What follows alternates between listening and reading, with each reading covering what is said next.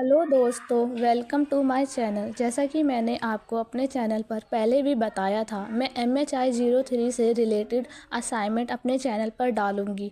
इसमें से मैंने फर्स्ट क्वेश्चन डाल रही हूँ, जो क्वेश्चन है पारंपरिक चीनी इतिहास लेखन की प्रमुख विशेषताओं की चर्चा कीजिए।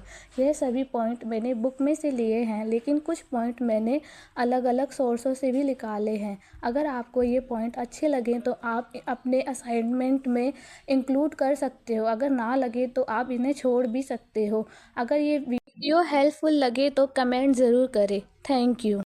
हेलो दोस्तों, मैं आपके लिए एक और वीडियो लेकर आई हूँ, जो कि है MHI03 से रिलेटेड, और क्वेश्चन है प्रत्यक्षवादी परंपराओं का निर्माण करने वाली इतिहास लेखन की विभिन्न परंपराओं का विश्लेषण कीजिए।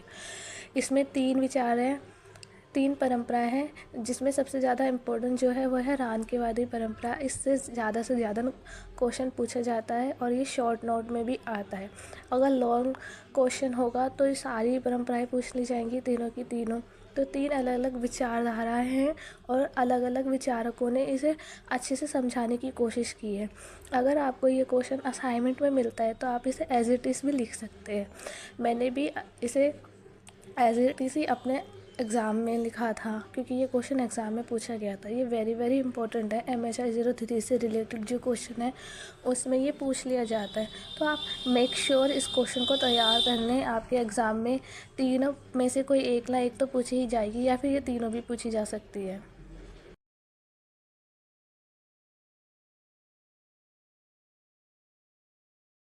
हेलो दोस्तों, आपका एक बार फिर से मेरे चैनल पे स्वागत है। तो आज का हमारा टॉपिक है अनाल स्कूल। आप सभी को पता होगा ये MHI03 से रिलेटेड टॉपिक है, और आपको ये भी पता होगा कि अनाल स्कूल सिर्फ एक स्कूल नहीं, एक विचारधारा थी। जैसे सामाजिक और बौद्धिक संदर्भ में इसको अलग अलग तरीके से समझाया गया है।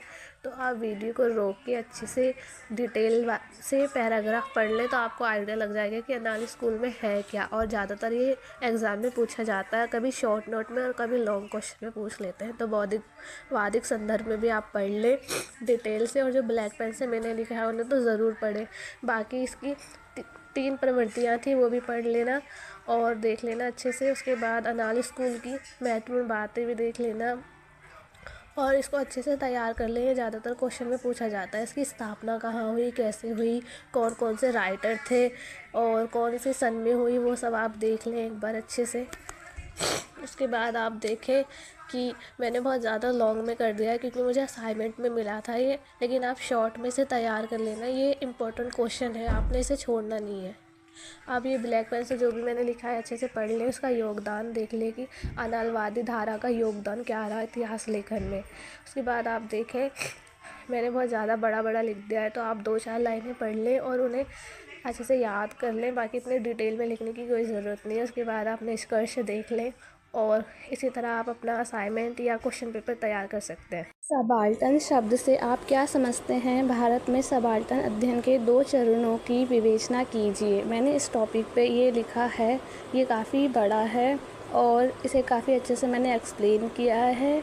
इसके जो सबसे बड़े राइटर थे वो रंजीत गुहा थे। ये निम्न वर्ग के ऊपर लिखा गया है, ये 2 चरणों में है, और आपको पता होगा कि निम्न वर्ग की स्थिति कैसी थी, उसे अच्छे से एक्सप्लेन किया गया है। और मैंने इसे पॉइंट वाइज लिखा है। जो ब्लैक पेन से मैंने लिखा है वो काफ़ी इम्पोर्टेंट है, उन्हें पढ़ के आपको आइडिया लग जाएगा कि इसके अंदर कैसी डिटेल है, और ये आपके एग्ज़ाम में काफ़ी हेल्पफुल होगा। काफ़ी इम्पोर्टेंट टॉपिक है, हमेशा ज़्यादातर इसमें से क्वेश्चन पूछे जाते हैं। यह शॉर्ट नोट या लॉन्ग में भी आ जाता है, तो आप इसे अच्छे से पढ़ें, आपका टॉपिक अच्छे से क्लियर हो जाएगा। दोनों पॉइंटों को, दोनों चरणों को आपको डीप में पढ़ना है। और देखें, इसमें राइटर और बुकों का भी नाम अच्छे से एक्सप्लेन किया है, आप इसे अच्छे से पढ़ सकते हैं। इसमें जो मैंने निष्कर्ष लिखा है उस पर भी आप ध्यान दें, उससे आपका पूरा टॉपिक क्लियर हो जाएगा।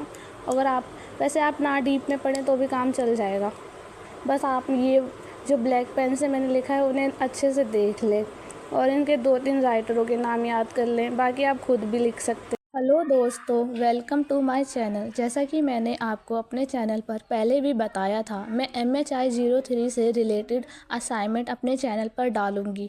इसमें से मैंने फर्स्ट क्वेश्चन डाल रही हूँ, जो क्वेश्चन है पारंपरिक चीनी इतिहास लेखन की प्रमुख विशेषताओं की चर्चा कीजिए। यह सभी पॉइंट मैंने बुक में से लिए हैं, लेकिन कुछ पॉइंट मैंने अलग अलग सोर्सों से भी निकाले हैं। अगर आपको ये पॉइंट अच्छे लगें तो आप अपने असाइनमेंट में इंक्लूड कर सकते हो। अगर ना लगे तो आप इन्हें छोड़ भी सकते हो। अगर ये वीडियो हेल्पफुल लगे तो कमेंट ज़रूर करें। Thank you.